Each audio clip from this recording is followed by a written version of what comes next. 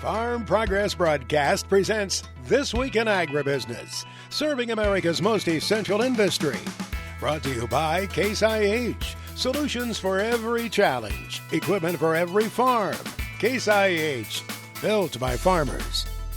Hello everyone, and thanks for joining us here for This Week in Agribusiness. I'm Mike Pearson, and this time of year we see farmers gathering across the country as education season kicks off.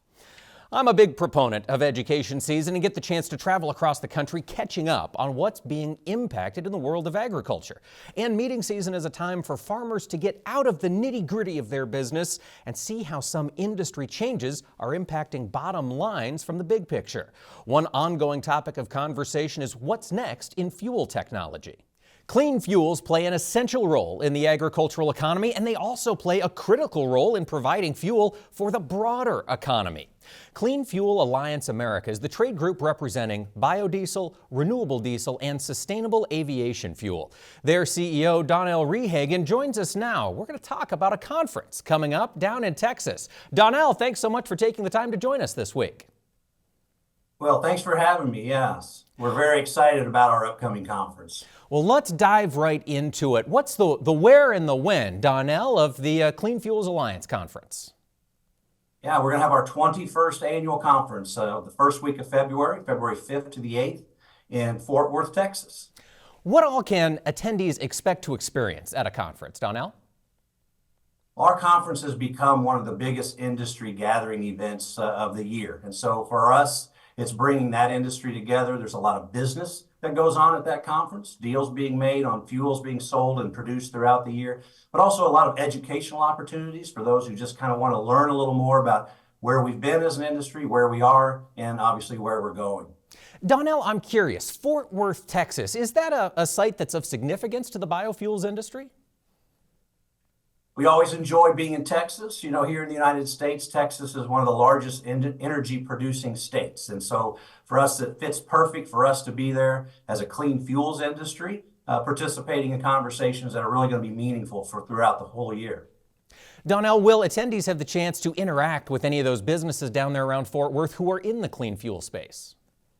Yeah, you know, we're very fortunate this year that we're in an area where there are a lot of businesses that use and need to have access to our fuels. Companies, the railroads like BNSF is headquartered there. American Airlines, Southwest Airlines, they all have a huge presence down in that area. And they're all going to be participating in our conference as they're working to decarbonize their transportation. Donnell, decarbonizing transportation is a huge topic right now. What is hot that'll be on the minds of attendees at the conference? Well, I think that's the thing. What's going on with corporate policy? What's going on with federal policy? What's going on increasingly with state policy that begins to shape how the industry is going to grow? The demand is growing fast for these clean fuels that our companies provide. And it's just a matter of putting all of those pieces together and getting those fuels out into the marketplace as fast as we possibly can. Donnell, schedules are tough. There are a lot of conferences that happen all winter. Why should people look at the Clean Fuels Conference? Well, again, for our industry, it's about bringing the players together, the folks who make the fuels, who grow the feedstocks, who utilize those fuels down the stream, all the way to the retail. We have all of those companies, members represented in our conference. And so it's just a chance to really get everybody together on the same page, what's happening here in 2024 for our industry, and to make sure that we go forward attacking this next calendar year here with a lot of vim and vigor.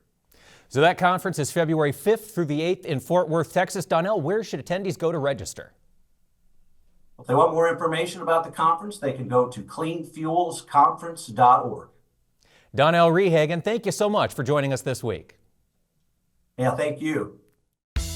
Today's larger, heavier equipment can lead to more soil compaction issues. Firestone Ag IFVF tires with 82 technology maximize load capacity while minimizing soil compaction. Visit firestoneag.com to learn more. Now it's time to talk markets. Joining us this week is Mike Zuzolo, President of Global Commodity Research. Mike, thank you so much for joining us this week. Great to be with you, Mike. Thanks for having me, and Happy New Year to you, sir. Well, Happy New Year indeed, Mike. We're 1 week past the release of all those January reports from the USDA. Crops got bigger across the board. My question, 2.5 bushel bump in corn. Does that jibe with what you're thinking? Yeah, I'm okay with that, Mike. I'm not sure if it's above 177 nationally because that was our 2020 national yield number. And I didn't have a lot of producers in the country say they beat 2020 or 2021 in some cases. So I'm not sure it's that high, but you never fight City Hall, especially when they pulled out 600,000 acres out of the harvested acreage number. I can tolerate the domestic corn number and balance sheet very well. It's the global number, the global corn number especially, that really got underneath me from a standpoint of I don't think we have the competition out there that the baseline numbers of the WASDE report suggest, because it was all China production other than the United States that went up. And I think it really put in a strange looking and skewed the world stocks to use ratios pretty dramatically. I think 2024 corn stocks to use ratios in the world are going to be down there at 9 to 10%, 9 to 10-year lows, just like the wheat numbers were and continue to be. I think we really have a lot tighter stocks globally, but domestically here we have the corn. All right, Mike. Well, that is an interesting dichotomy. Bigger stocks at home, fewer stocks around the world. How do growers manage that difference here heading into 2024 with old crop in the bin? Yeah, and there's a lot of old crop in the bin. The USDA's grain stocks numbers for corn said on farm up 16% versus a year ago. So I think there's going to be some cash selling needs, especially before springtime.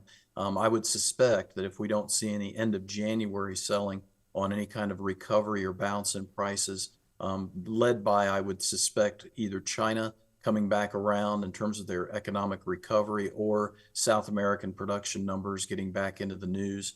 We're probably going to have a lot more selling pressure in February for cash corn than normally, Mike. Is that an argument to maybe look at locking in some basis now? I think so. I mean, this is where the national corn price, the DTN corn index, has only lost about a dime since the end of November. That suggests that we've had a lot of basis appreciation with this futures decline. So that's certainly, I think, something I'm on the hunt for here in the next 10 to 15 days. As soon as I get a buy signal technically in the wheat market, I think one would follow in the corn probably, and that's probably where you want to start looking to lock in that basis on corn. Mike, since you brought up the wheat market, we continue to see a little bit of back and forth, not much life. Where do you see wheat going from here? I think wheat is trying to form a base. We saw that Egypt did come in and buy more Russian wheat, but they also took in some French wheat. That was the first time since August. I think we're trying to find a low again in this market. I suspect a lot of it depends on the currencies, and I think this is where the funds in China and the currencies are all wrapped up. But we haven't shaken the 2023 issues that we left in the new year, Mike, that we came back to in 2024 when it comes to wheat. We've got a 9 to 10 week low in the Chinese offshore currency. We've got a 5 to 6 week low in the Brazilian currency, and the ruble is still trying to find its support as well. So I'm sensing, though, supply demand wise, as I said before, we're almost at a decade low stocks to use world wheat supplies, and both Russia and Ukrainian prices have been coming up a little bit at a time. All right, we'll be back with more from Mike Zuzolo when we return. Today's larger, heavier equipment can lead to more soil compaction issues. Firestone Ag IFVF tires with 82 technology maximize load capacity while minimizing soil compaction. Visit firestoneag.com to learn more. And we're back, talking markets with Mike Zuzolo, President of Global Commodity Research and Analytics. Mike, we talked about the yield bump in corn. My question now, soybeans also got a little bigger domestically in that USDA report. Does that line up with what you were thinking? Yeah, it does, Mike. And I think that's where probably beans have more downside if the wheat and the corn can't catch. And I'm specifically worried about, because of the 280 million bushel ending stocks number for this current marketing year, I'm worried about the beans losing more in new crop, because I think the trade's starting to wonder how we're going to hold on to corn acres with the bean corn ratio of 2.5. It probably needs to be closer to 2.4 or a little bit below as we get ready and get ramped up for that February base price number that we get from the crop insurance industry and USDA. You know, also, of course, when we get to February, Mike, we'll have a handle, or a better handle, rather, on what's coming out of Brazil. What's the market's take on the situation down there right now? Well, that's a good question because it's a very timely question from a standpoint of weather. Next week's weather in South America, center west Brazil specifically, is going to be a big deal to me, Mike, because we still have production issues in Mato Grosso and surrounding provinces. Next week, we're supposed to see a lot of rain come in and pretty much ease and take away most of the drought potential for the rest of the crop year. So that's a big deal to me, and I think that's going to be one of the big movers potentially in next week's trade. Are you advising growers to do anything with their new crop 24 beans as of yet, Mike, or do we sit still and watch how things develop? No, I'm really on the hunt for that, Mike. I think this is one of those markets where if you take out the report day lows on a closing basis, I'm assuming that the funds will take hold of that and take us down another 5 to 8%. I think getting some known cost options to protect and put in a floor might be a good idea on a one-to-one basis. All right, Mike, I want to turn our focus over to the cattle industry. We saw the livestock markets, cattle in particular, have a 3-month sell-off. It seems as though they've caught a little bit of a bottom here. What do you think? Yeah, the warmer weather in the southern plains, much like the soybeans, it's supposed to be coming in next week. I think Garden City, Kansas is supposed to be in the mid-50s next week. If those models actually do materialize in terms of real weather, we're going to have to watch to see if this market finds liquidation by the longs. USDA didn't do us any favors when it came to the supply demand report, the WASDE numbers. They put in between taking beef exports down, beef imports up, and raising production. They took 2024 beef production up about 250 million pounds. That's about a 1% increase on the production number. So I'm still a hedger in early 2024. I'd like to get a couple dollars, $3 higher in the April futures before going after those hedges, though. All right, Mike, before we let you go, crude oil, we've seen a big pullback in crude here. Should farmers be doing anything to plan for the remainder of the year? I think so, Mike. We've had this bigger supply, bigger stocks come in on both the crude oil and the distillates, but yet we saw a slight increase, about 5-6 cents last week on national diesel prices. I'm inclined to think crude oil and wheat will make an early year low in 2024. So I'm going to try and get ahead of getting some locked in before that low theoretically would come in. So something to certainly keep an eye on. All right, time is now to make those decisions for the future of your operation. Mike Zuzolo, President of Global Commodity Research and Analytics, thanks so much for joining us this week. Thank you, Mike. Greg Solier now brings us his farm weather forecast for the week ahead. Yes, indeed. It's been an active start to winter, and meteorologist Greg Solier is here with an update. Greg, it sounds as though things might be getting ready to calm down in the Pacific Northwest. Yeah, and the start of winter, of course, in January, not December, like we were certainly spoiled rotten to the core, particularly across the plains and the Corn Belt. But at the same time, a lot of moisture deficits as in with regard to snowpack, snowfall, and the water equivalency for the Cascades on southward. It's more of an onshore flow, west to east, as opposed to last week. Jet stream winds were in right out of the Northwest Territories, down across the Canadian Rockies and U.S. Rockies and points out of the east that allowed for some high pressure areas to kind of backfill that Arctic air. And the end result was some period two, some significant icing and glazing. So it's more or less liquid form just offshore on a windy weather system early in the week. More seasonal temperatures across areas of the Bitterroots and into the high plains areas of Big Sky. And I tell you, it has been a tough one on man and beast here on that bitter cold air. 35, 40, almost 45 degrees below zero the past week to 10 days, but the cold air in this west to east upper air pattern moving back across the northern and central parts of the Canadian prairie. So still a bit harsh, but improving. And the snow cover, what has been there, still a little patchy in nature. So we'll keep an eye on winter wheat fields coming off some of that extreme cold of last week. And again, it's more of a west to east flow up aloft. So seasonal temperatures, a milder feel, but probably some thaw-free cycles. And this is the northern extent of a slow moving, moisture laden weather system, a mishmash of rain, some snow, maybe some freezing rain across the Dakotas and points out of the east, more so mild across the Intermountain West, and a significant rain system moving into northern California up into the western reaches of Washington state over the middle and more so late portions of the week. There could be some significant rains later in the week out there into the northwestern parts of the country. One weather system here, and it's a slow moving one. Jet stream winds in from the south and southwest, another one on its heels. Some moisture across the valleys of California, not much going on in the Sierra Range. It's only at about maybe 40% of average of the snowpack, water equivalency 2 or 3 inches. And so we need a little more moisture. Thought we'd be getting more in this El Nino setup. And we get more moisture too into the Plain States areas, a milder feel. And that's rain on the weather maps and charts coming off some of the 10 below zero readings that we had last week, and patchy snow cover at best on the south end of winter wheat. This weather system moves across the central Rockies into the plains. Gulf moisture, plenty of rain and drought relief. Hopefully, if there's not much frost or freeze on the ground for the central and southern plains, quiet weather picture back to more seasonal temperatures into the valleys of California.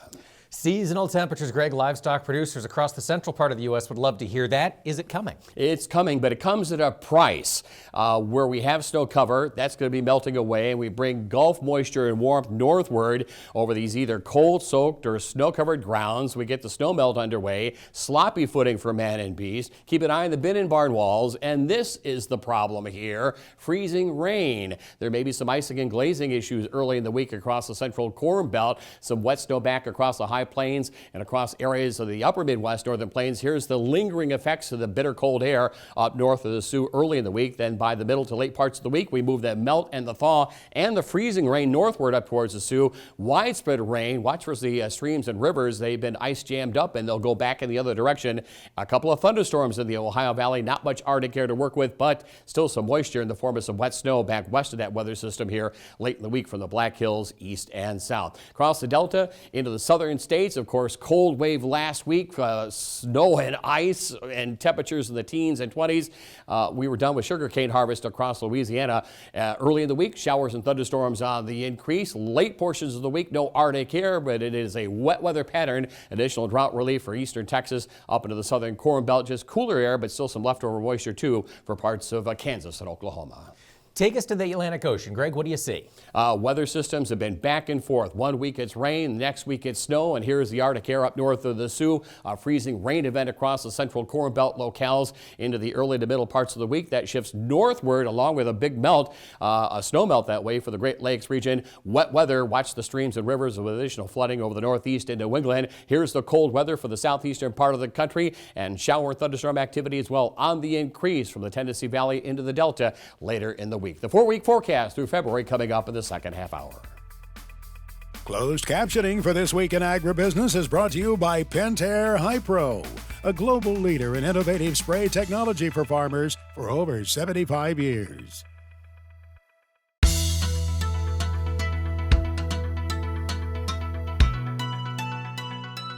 Agriculture can't stand still. Innovation is the watchword for our industry, and recently, our own Lainey Beatsma had the chance to catch up with Gary Graham, the category product manager for Michelin, about how that company is looking to drive change in the years ahead. For us, driving change through innovation begins with the end user. It really boils down to interacting with your customer, working with your customer, and experiencing the daily routines of your customer. That helps to direct us on how our portfolio should expand in the future. We also see the importance of partnerships with universities, with our OE manufacturers to ensure that we are still delivering what's required to perform in the field and also bring value and help our farmers to be successful in their daily routine. When I think of Michelin Ag and I think of those tires, I think of being on the cutting edge. Tell us more about that exciting central tire inflation system and what that's bringing to the table today. Michelin has always been an innovator, known for their technologies, known for their innovation. Central tire inflation system is a new part of our company that basically expanded in 2018. We understood that even though we had developed UltraFlex technologies allowing you to run at lower pressures and be able to compact the compaction in the field, we still need to take it for one step further. Roading is one of the worst environments that you can be in farming. We're seeing more and more roading, we're seeing more consolidation. So CTIS was a format that allowed us to address the pressure and be able to adjust it on the machine for the field operation and also for roading. Of course, it's going to extend your productivity in the field. It's going to extend the life off the casing in the tire. It's going to give you better savings and fuel. It's also going to see a yield increase of 4% and through different testing in different universities that we've utilized. And we all know it's about the bottom line and trying to get the most per acre. And where is that coming into play? How do farmers utilize that if they already have a piece of machinery? Can we add this on after the fact? Absolutely. It is a retrofit solution. It is installed by trained technical experts who will work with the farmer and work with the dealer to ensure that the right equipment is installed to really help them to see the value in the tractor or in the sprayer, and also in the implement or the trailer, so it can be utilized across the whole machine. And this is in fact right now, but take us forward. Michelin Agriculture always looking ahead.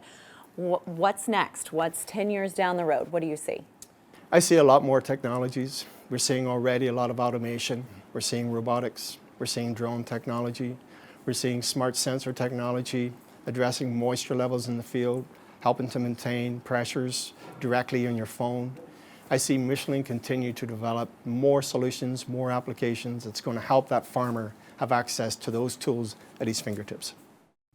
Thanks, Gary, for that update from Michelin. And folks, one area where innovation has continued is in biofuels. Last week, Secretary of Agriculture Tom Vilsack announced $19 million in grants awarded to 22 different states to help improve their access to both ethanol and renewable diesel. This rollout is happening as the ethanol industry continues to gear ahead for another new year. Recently, I had the chance to catch up with Doug Burvett. He's a vice president at Poet, and we talked about some of the recent changes in the ethanol industry. Well, lately it's been wonderful. I mean, COVID caused some real problems for us. As you know, transportation took a 50% hit, and so did fuels and everything else. So that was hard. But over the last couple of years, margins have been good. The industry's been good. The future looks wonderful. We're really excited about the future. We've got all kinds of things going on in technology and expansion, you name it. So yeah, we're in great shape right now. We're very bullish on the future. Well, let's talk about the future. You mentioned you've got some new facilities opening up. Can you talk about where some research that Poet is doing could lead us? Yeah, well, we just opened a plant in Indiana. That'll be more than 100 million gallons, a plant that had been idled for quite a while. Brought that online. There's 50 full-time jobs, 34 million bushels of corn market, bring a lot of economic activity to the area. So I think we spent about $30 million getting that plant up to speed from a technology standpoint. And so, you know, if we weren't really bullish on the future, we wouldn't be spending that kind of money on plants. But that's one aspect. In Emmitsburg, Iowa, for example, we are buying corn stover from farmers now, along with grain. We're taking that corn stover, putting it in a solid fuel boiler, creating bioenergy. So we're reducing on the natural gas that we need to create the power to run the ethanol facility. That lowers the carbon intensity score of that plant and allows us to get into new markets like sustainable aviation fuel, export markets, etc. So there's just a lot going on from a technology and expansion standpoint. Don't see that stopping anytime soon. Our thanks to Doug Burvett, Vice President of Poet, for that update. It's great to hear so much enthusiasm coming from the world of corn ethanol. But crucially, ladies and gentlemen, renewable diesel also has a tailwind right now. Just prior to the Christmas holiday, the Treasury Department released the rules for the 45Z tax credit. This was a rule created under the Inflation Reduction Act, and it's designed to encourage renewable diesel producers to ramp up production. And the Treasury's new rules should do just that, with current renewable diesel producers now eligible for $1.25 per gallon under the renewable fuel standard. Folks, stay with us. We'll have more This Week in Agribusiness when we return. Farm Progress Broadcast presents This Week in Agribusiness, serving America's most essential industry.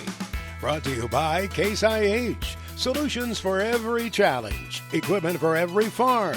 Case IH, built by farmers. Welcome back to This Week in Agribusiness. Weed resistance has been an ongoing concern in agriculture. And when Max Armstrong had the chance to sit down with our friends at BASF for this week's Plan Smart, Grow Smart conversation, he had only one request.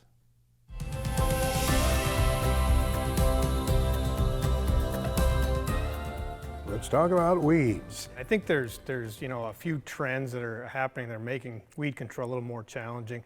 You have no doubt seen personally some of the fields where there's been a resistance problem. How bad has it been? When you look out there, how bad has the weed situation been in some of those fields? The HPPD resistance has certainly been around for a number of years, but the last 2 or 3 years we've heard a lot more reports of it. We actually conducted a pretty wide survey for retail agronomists last year, asking them if they're having problems with weed control using HPPD inhibitors, and 50% of them said yes. That was a surprise to me. I expected that number to be far less than that. So that tells me that it is a serious problem.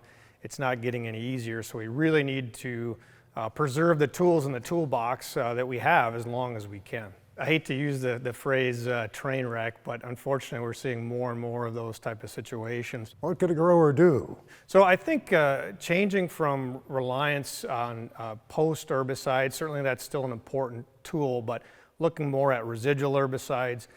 So we talk about attacking the weed when it's at its weakest, and that's really as it just germinates before it gets out of the ground. It's got just one growing point. The weeds that are in post-type application situations, they could have potentially dozens of growing points. They're much more difficult to control. The day and age where we wait for weeds to get up and emerge to spray them, I think that's where we start getting into trouble situations. So it's got to be, we like to use the word proactive rather than reactive. We know it's challenging. Weather presents challenges, whether it's rain or even windy conditions, where we can't spray. But that's where getting the pre-on at planting. In some cases, to cover the acres, we need to probably start even before planting. That's where we need a real strong residual product. Get that down and get off to a good start. Can I assume there's a BASF solution? That's right, yeah, Certain herbicide. It's been a long time coming. We started working on this research and development project back in 2012.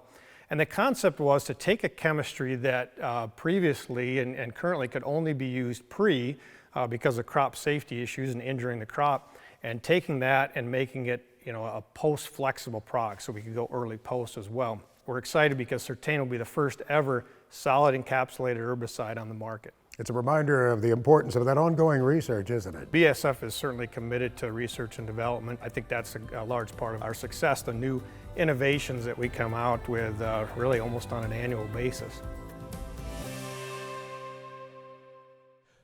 Thanks, Max, for that update. It's so important to keep those fields clean. Folks, you can see the entire Plan Smart, Grow Smart series on the website, plansmartgrowsmart.com.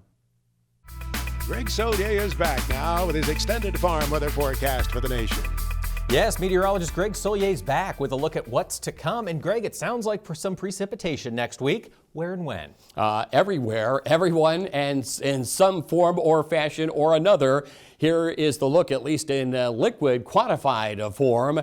And an inch or two expected. Now, snow-covered grounds, of course, frost and freeze of the grounds, and there will be a period or two of freezing rain and sleet in this particular corridor. The moisture, too, in the northeast of New England with time will take it down here. It should be all liquid form. Tennessee Valley into eastern Texas with drought in mind. Perhaps some wraparound snow into the High Plains areas later in the week, and significant moisture, Mike, for the Pacific Northwest into the northern Sierra, the Cascades, and the Sierra snow season. So far, very much a disappointing scenario. All right, Greg, what do you see as you get into the first few days of February?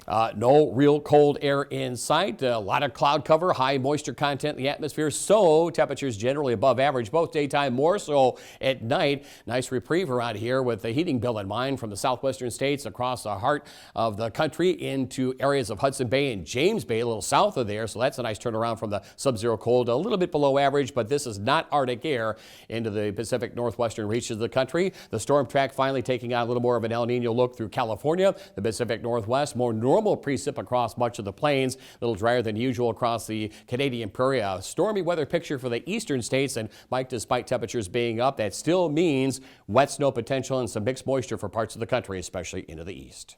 Greg, do you see those average temperatures staying elevated through the week of February 5th? We certainly do. It's El Nino. We get these shots of cold air, some winter storminess. We're not certainly removed from that, but they're few and far between, and so the beat goes on here with warmth over over the southern plains into the Ohio Valley, into the northeast and New England. Still a southwest to northeast jet stream pattern, so while cool to chilly, no Arctic air in the Pacific Northwest still, but moisture will take it for the Sierra Ranges on north into the Cascades, the northern and central Rockies too. Canadian Prairie picks up some organized moisture. Normal precip for much of the plains into the upper Midwest. A quieter weather picture, so get out and enjoy the balmy days of February into the eastern parts of the country.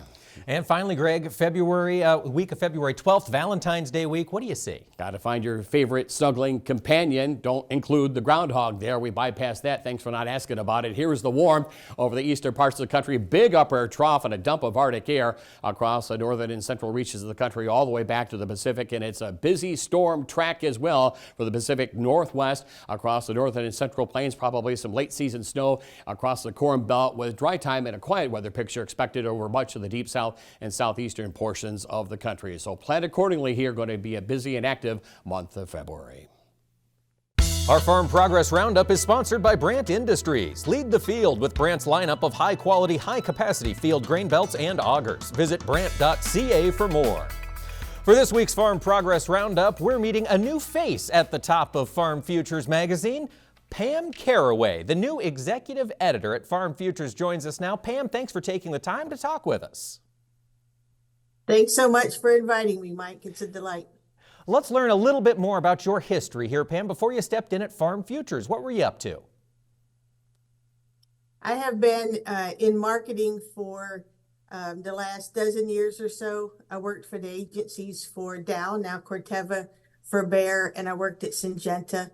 Prior to that, I was an editor for Farm Progress for about 12 years.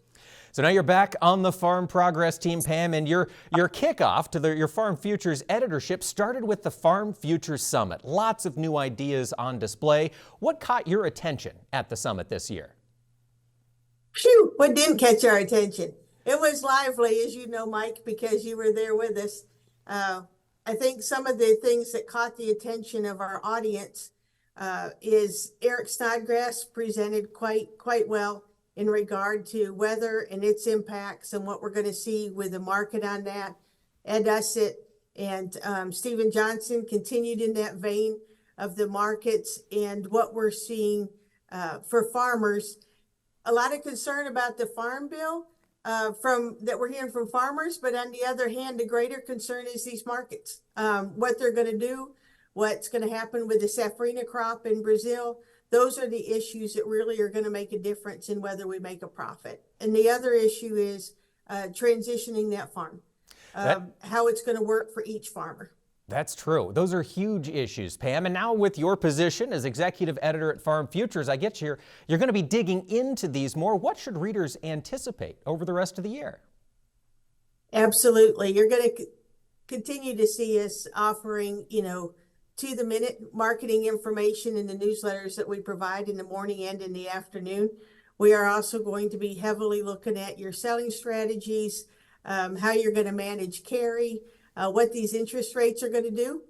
Is the Fed going to cut them like they're saying? How is that going to impact? What are the other opportunities for financing? If you're financing your operating loan, or if you've got other farmland issues.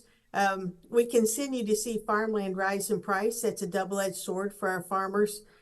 Nobody wants to be land poor, but everyone wants to have enough room to farm. And that's another issue that we'll be looking at this year. Pam, there's a lot coming in agriculture as we go through this transition period. How can our audience keep up on the work coming out of Farm Futures?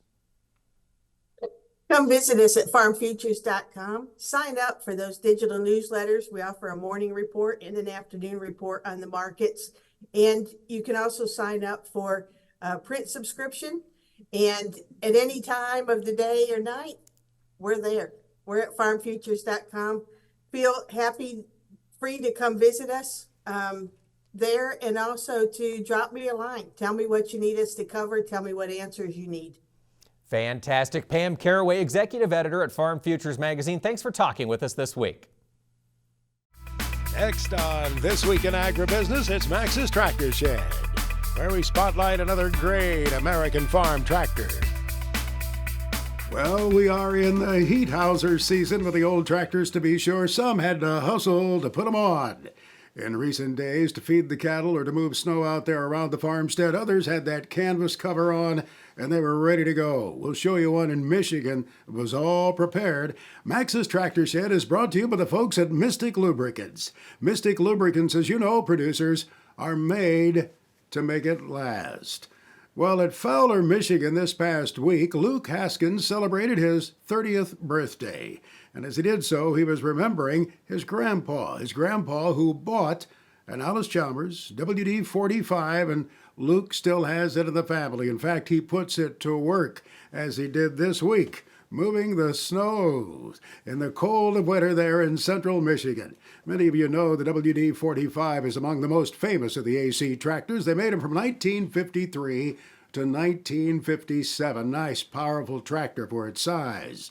Just fine for shoving snow or pulling it with that blade behind the tractor. Luke Haskins has it for snow removal, and that heat houser made in Iowa provides at least some protection from the winds of winter. But Luke shared with me there's some warmth recalling the man who owned this tractor, Granddad, Mr. Carl Schrauben. He's been gone over 13 years now, but Luke shared that the memories of his grandfather are always there when he climbs up on that WD-45 seat. Luke put it this way in his note to me. He said, "I learned a lot around and on this old tractor about life, and I don't think I'd be where I am today without it." A very cherished Alice Chalmers tractor in central Michigan. Mark Stock cherishes some old tractors too, by all means, and he's more than happy to try to get some great value for those he sells. Here's the weekly report from Big Iron.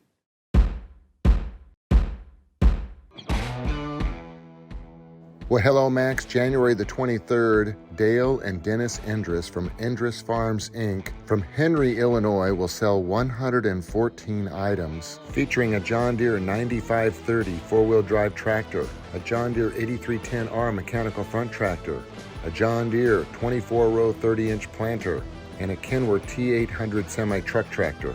On Wednesday, January the 24th, Tim Greenfield from Baileyville, Illinois will sell 2016 year model John Deere four-wheel drive tractors, a pair of 9570Rs and a 9620R. Also, the Bonnie Z. Thomas Trust from Council Grove, Kansas will be selling a really nice 2004 International 4400 Series truck, a 2016 Case IH Patriot 3240 self-propelled sprayer, a Case IH Early Riser 23-row 15-inch planter. They have a New Holland T8010 mechanical front tractor, a Case IH 9370 four-wheel drive tractor, and a New Holland T8 275 mechanical front tractor. And the David McLaren Estate in Kinsley, Kansas will sell a John Deere R4045 self-propelled sprayer, a John Deere 9770 combine, and a John Deere 8420 mechanical front tractor. Super cold weather is moving across the country this time of year, and the online auctions are a great place to bid and buy machinery in your cozy, warm environment. Thanks, Max. Our FFA Chapter Tribute is brought to you by Pioneer, developing new generations of seed innovations for new generations of farmers. Pioneer, what's next happens here. Now we're meeting that next generation of ag leaders. This week, we're talking with Lauren Beyer. She serves as the secretary for Iowa State FFA. Lauren, thanks for talking with us this week. Absolutely. Fill me in on your background. Lauren, did you grow up on a farm? So I actually grew up on a non-traditional farm. My dad works with different commodities, and my mom is a teacher. So I never really grew up with any sort of row crops or livestock production. However, I do raise meat goats with my sisters at home. So that was my little aspect of agriculture growing up, as well as showing swine at the county fair. I really got involved in agriculture through my 4-H and FFA program. And I really enjoyed being involved in both the animal side of things, but also making the connections within my community and other local farmers. And then you found time to get into leadership with FFA. Lauren, what was it that made you want to go down that path? So I really did not know what FFA was. I kind of got pushed right into the ring as an 8th grader. I attended a FFA conference, filling a spot for somebody, and I just found my love and passion. At the time, our own East Buchanan had our very own state officer at the time. Her name was Jody Mauser, and so that kind of inspired me and brought a little spark into my eyes about what FFA had to offer. I then got more into public speaking and competed in conduct of meetings and parliamentary procedure. And this really gave me my voice when it came to public speaking. I then ran for district office within our state and really enjoyed serving at that level in the Northeast District. I would visit chapters with other state officers, and I really found my love for serving our community and also serving our state at a different level, not just advocating for agriculture, but also helping students find their passion within it and also their leadership and how they can lead within our community. That's fantastic. Lauren Beyer, thank you so much. We wish you the best in your year ahead. Colby Ag Tech is brought to you by Copperhead Ag Products. Visit copperheadag.com for more information. For this week's tech segment, Chad Colby continues his travels in California.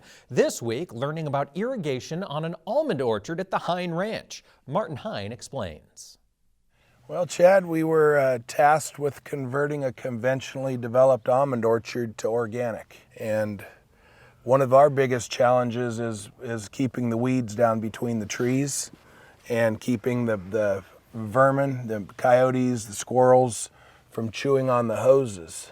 So we've employed a different technology of raising the irrigation system up off the ground and then away from the berm in order for us to keep the berm clean. I mean, these haven't had any conventional herbicide on them in 2 years, and we're doing everything with equipment as far as mowing the grasses and stuff outside. So we're irrigating the trees from a conventional drip system using some maybe technology that we'd use in table grapes by lifting the hoses up in the air. So Martin, when you look down the row and look at this, obviously you guys have done your homework, because certainly you can't get the trellises too far apart, right? Because the hoses will drag. Right. So you've learned a few things here along the way. What do you share to growers that are looking at this technology? Maybe it's in a pickup truck or on TV going, who's this crazy guy? How's it working here so far? You like what you see? We absolutely love what we see here. It allows our irrigators to actually see the water dripping like you'd see in a table grape vineyard, not a hose on the ground where we've got to drive by it every day. As our costs go up for labor and fuel, being able to do a spot check and just look down and you can see the row. If you have a leak, it's obvious, and if not, you can continue on and be more productive during the day. So we're saving money every day. As most of you know, I've had plenty of visits to California here over the years, and I've learned a lot about the sophistication that goes into these crops. It's nice to talk to Martin about some of the different things they're trying. And as you can tell, this is a very different approach to irrigation. Thank you, Chad, for that update. And folks, stay with us. There will be more This Week in Agribusiness when we come back. In an industry the size of agriculture, we oftentimes see new companies spring up with new ideas to address challenges that maybe we've tried to tackle before. Lainey Beetsma recently had the chance to catch up with David Reif from Vive Crop to learn a little bit more about this new entrant into the world of crop protection. Can you tell me a little bit about the world of Vive and what your role is? Yeah, so I'm the Northern Sales Agronomist with Vive Crop Protection, and we're a newer ag chemical company to the market, and where we focus on fungicide and insecticide crop protection products, but they are not only synthetic chemistries, but we also like to incorporate different biological products as well to create some new products for the market. Let's talk specifically about corn. For corn growers out there, what differentiates the corn side of things for Vive? Corn is actually one of our key crops and the key crops that we focus on. One of our key products we're looking at this year is Asteroid FC 3.3 fungicide. So a lot of farmers, they deal with multiple challenges every single year. Especially in the Midwest, challenging planting conditions are always a problem, or always something that we face. And getting that crop established up and out of the ground quickly is always a challenge. So Asteroid FC 3.3 fungicide, when applied in furrow with your pop-up fertilizers, for example, it not only mixes well, so it's a nice, easy, hassle-free application for the farmer, but it also provides added disease control for the grower. So his seed investment is protected, and it helps that plant get established We see better stands in the field. We see better roots, better stalks, better crown health. Let's jump onto the soybean side of things. What's latest and greatest? What's pulling at your heartstrings this year for soybeans? Yeah, for soybeans, Asteroids also in furrow has actually been a really good practice that farmers have had some solid experiences with. So that's new in furrow fungicides on soybeans. Traditionally haven't been done in the past, so that's one that's really, really curious. But from a foliar standpoint, Astronaut is Vive's newest innovation. And again, this is where we bring that synthetic chemistry plus the biological component and bring them together. As you know, it's getting harder and harder to bring new synthetic active ingredients to the market. So incorporating some of these biological products lets us bring in new modes of action for fungicide resistance management. And some of these biological products also do some neat things from a growth efficiency and plant health standpoint. So many things to consider when we talk about the world of crop protection. Where can people go for more information? For more information on Vive, go to our website, vivecrop.com. You can also find us on our social media platforms like Facebook and Instagram, and also work with your local retailer and Vive sales manager. Combining those two technologies, synthetics and biologicals, it's safe to say we're living in a whole new world. Thanks to Vive Crop for that update. And folks, thank you for tuning in this week. Do be sure to catch us next time right here for This Week in Agribusiness. Take care, everybody. This Week in Agribusiness has been brought to you by Case IH. Solutions for every challenge. Equipment for every farm. Case IH, built by farmers.